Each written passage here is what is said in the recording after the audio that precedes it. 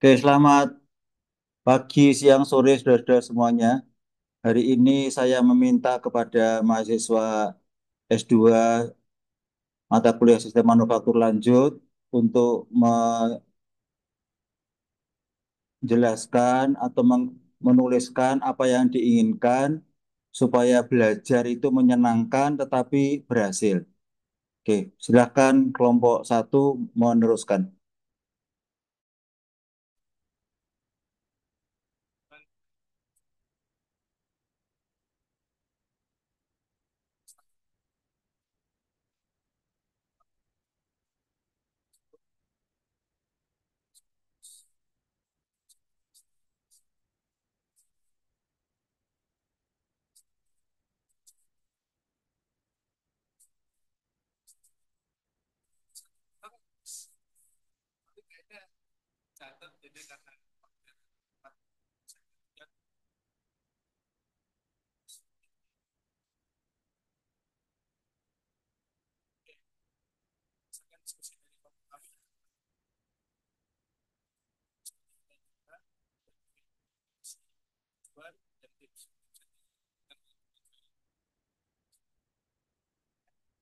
Untuk definisi dari EPIS tadi yang kami sepakati itu adalah sebuah konsep atau pendekatan dalam belajar yang menitik berat pada situasi belajar yang menyenangkan dan positif sehingga dapat memotivasi keinginan belajar untuk mencapai tujuan dengan sebaik mungkin.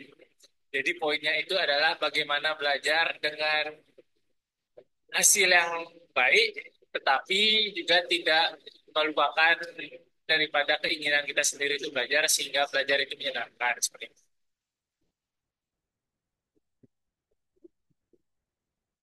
Ya, berikutnya ada tujuan dan manfaat dari lebih tadi.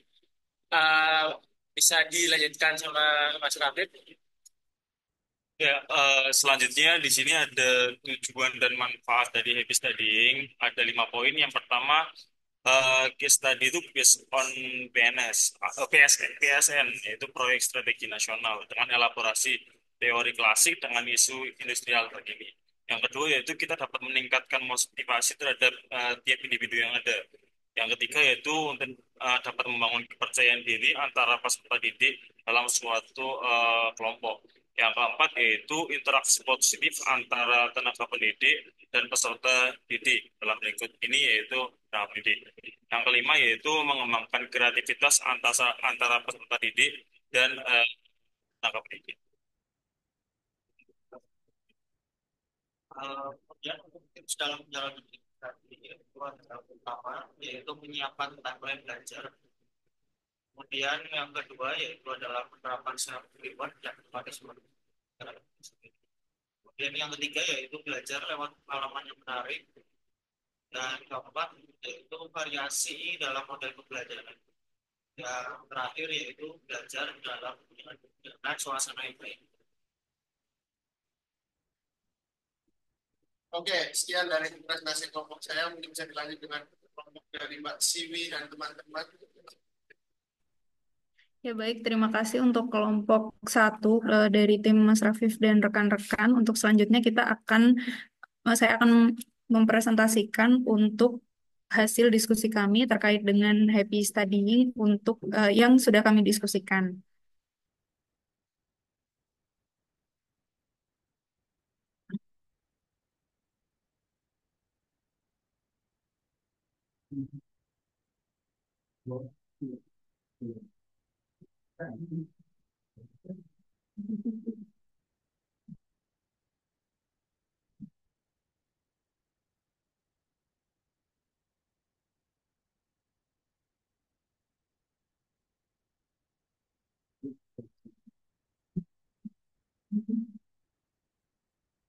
Oke, baik.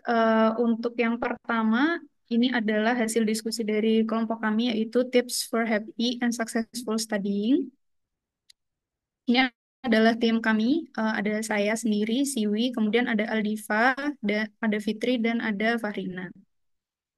Untuk yang pertama akan dijelaskan oleh Aldiva. Silakan Aldiva.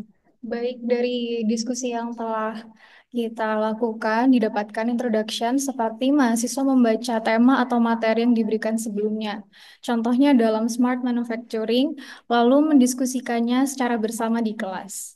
Selanjutnya, ada objektif di sini mengembangkan pemahaman mendalam mengenai teknologi terkini atau isu kritis terkait materi yang telah diberikan. Kemudian yang kedua, mengasah kemampuan analisis dan pemikiran kritis dalam konteks situasi nyata. Dan ada pun teknik yang digunakan. Yang pertama, flip classroom, yaitu mahasiswa mempelajari materi sebelum kelas sehingga waktu di kelas dapat digunakan untuk diskusi yang mendalam.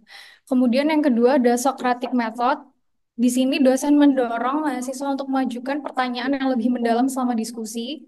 Kemudian yang ketiga ada group discussion. Mahasiswa berbagi pemahaman dan saling melengkapi dalam memahami kasus. Dan yang keempat ada debat format, yaitu diskusi dengan format pro dan kontra yang terstruktur untuk memfokuskan argumen. Dan yang kelima ada role playing, yaitu mahasiswa mewakili pandangan tertentu yang mungkin bertolak belakang dengan opini pribadi mereka dan mengasah kemampuan empati. Dan yang terakhir ada randomized team assignment. Di sini kelompok dipilih secara acak untuk melatih adaptabilitas dalam diskusi. Dan selanjutnya akan dilanjutkan oleh rekan saya.